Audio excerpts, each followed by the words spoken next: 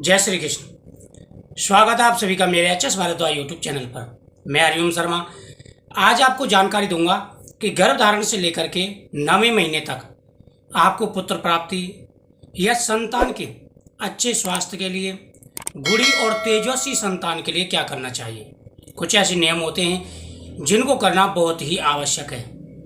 अगर आप इन नियमों को निभाते हैं तो भगवान की कृपा से आपकी जो संतान है वह तेजस्वी, गुड़ी और आज्ञाकारी होगी। शास्त्रों के हिसाब से कहा जाता है जब बच्चा माँ के पेट में होता है तो वह हर उस आचरण को ग्रहण करता है जो माँ करती है। माँ जैसा खाती है, जैसा सोचती है, जैसा सुनती है, उसी प्रकार से वह श्रवण करता है। आपने महाभारत में देखा होगा कि जब अर्जुन ने सुभद्रा को चक्रव्यूह का ज्ञान दिया था तो अभिमन्यु ने गर्भ में ही उसको ग्रहण कर लिया था। लेकिन जब आखिर का द्वार जो है बताना शुरू किया अर्जुन ने तो उनको नींद आ गई, तो वह आखिर के जो द्वार का भेदन है उसको नहीं समझ पाया था। तो इससे बहुत बड़ा संकेत मिलता है कि जो भी माँ जैसा भी श्रवण करती है उसी प्रकार से बच्चे में लक्षण आते हैं। प्रथम महीने से लेकर के और तीसरे महीने तक बच्चे का विकास होता है, यानी बच्चा बन के तैयार होता है।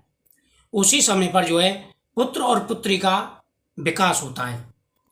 उस समय विशेष रूप से ध्यान रखना चाहिए कि गर्भधारण कन्फर्म हो जाए। जब आपको पता चल जाए कि गर्भधारण हो चुका है तभी से आप जो है प्रतिदिन भगवान का चरणामृत लेना प्रारंभ कर दें।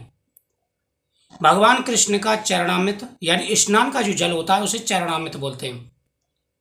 अकाल मृत्युवरम सर्वव्याधि विनाशनम विष्णु पातो उत्तम पित्वा पुनर्जन्म न विद्यते, यानी उसका बड़ा महत्व होता है चरणामृत का। आप मंदिरों में जाते हैं तो आपको वही चरणामृत मिल जाता है। वही भगवान के स्नान का जो जल होता है वही आपको मंदिरों में दिया जाता है चरणामृत के रूप में। यानी हमारे हर प्रकार के पाप तापों का नाश हो जाता है, हर प्रकार के व्याधियों का नाश हो जाता है और संतान तेजस्वी और गुड़ी उत्पन्न होती है।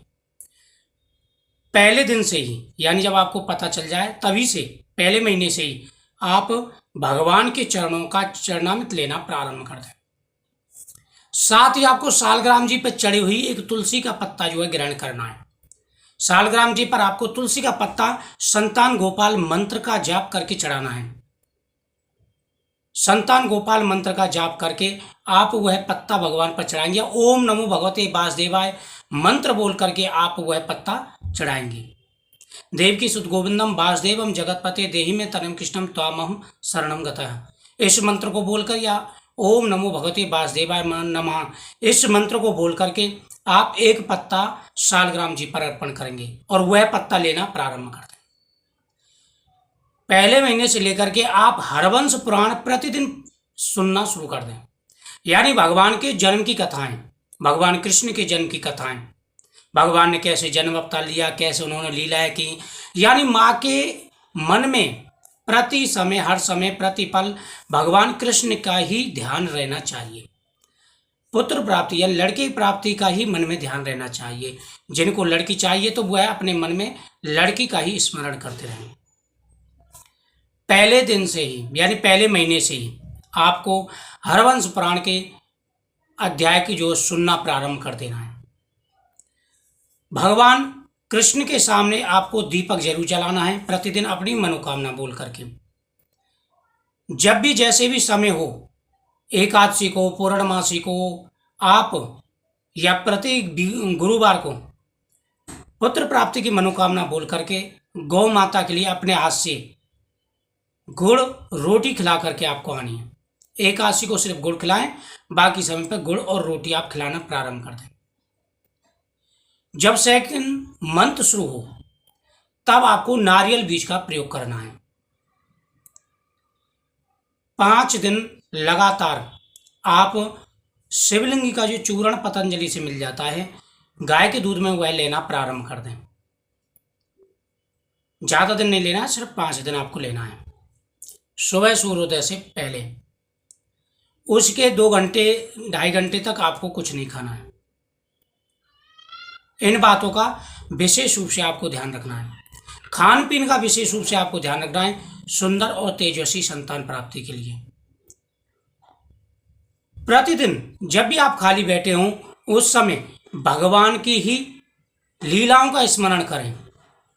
भगवान के बाल रूप यानी कृष्ण भगवान के बाल रूप की गौ माता के साथ में हो या मक्खन खाते हुए हों, ऐसे भगवान की एक फोटो आप अपने कमरे में लगा करके रखें।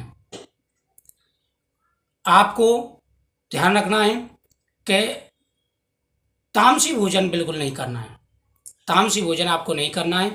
बाकी समय समय पर डॉक्टर की सलाह जरूर लेते रहें। जैसे डॉक्टर बोले उस प्रकार से आप सलाह लेते रहें। मौसमी फलों का आपको प्रयोग करना है।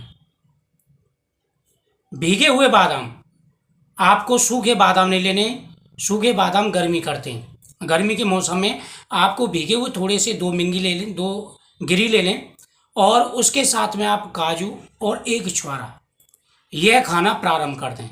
ये कैलोरी युक्त होते हैं और इनसे जो है पुत्र प्राप्ति के चांसेस बन जाते हैं।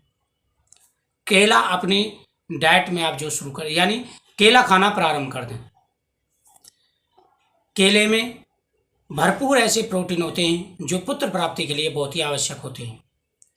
तो आप रात के समय केला ना खाएं, काफ़ी लोगों को नुकसान कर जाता है, काफ़ी लेडीजों को नुकसान कर जाता है। तो आप सुबह के समय या दोपहर के समय 1 केला लेना प्रारंभ कर दें।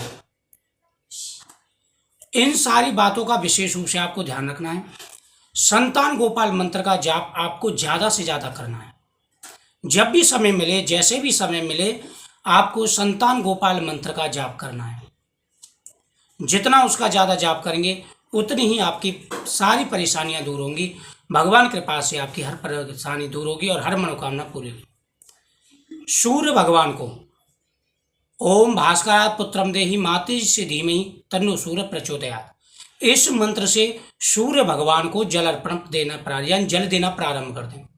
जब सूर्य भगवान को जल दे रहे हों तो ध्यान रखें कि आपका जो नीचे कोई पात्र रख लें। जो आप सूर्य भगवान को जल देंगे तो वह जल नीचे नहीं गिरना चाहिए, पात्र में गिरना चाहिए। और उसकी धारा में आकर के, जो जल की धारा गिरती है उसमें होकर के आप सूर्य देव के दर्शन करें। इन नियमों को आप निभाएंगे तो भगवान कृपा से आपकी हर मनोकामना पूरी होगी। तेजस्वी संतान और गुड़ी संतान ही की आपको प्राप्ति होगी। विशेष रूप से आपको ध्यान रखना है, हर ऐसे कार्य करें, कोई भी डरावनी चीज ना देखें टीवी में, तेज ना बोलें, गुस्सा ना करें, गर्म चीज ना खाएं। इन चीजों का विशेष रूप से आपको ध्यान रखना है। जितना आप ध्यान रखेंगे उतना ही आपके स्वास्थ्य के लिए, बच्चे के लिए अच्छा है। तो मुझे उम्मीद है आपको जानकारी अच्छी लगी होगी। तो वीडियो को शेयर जरूर करें, चैनल को सब्सक्राइब करना ना भूलें। जय श्री कृष्ण।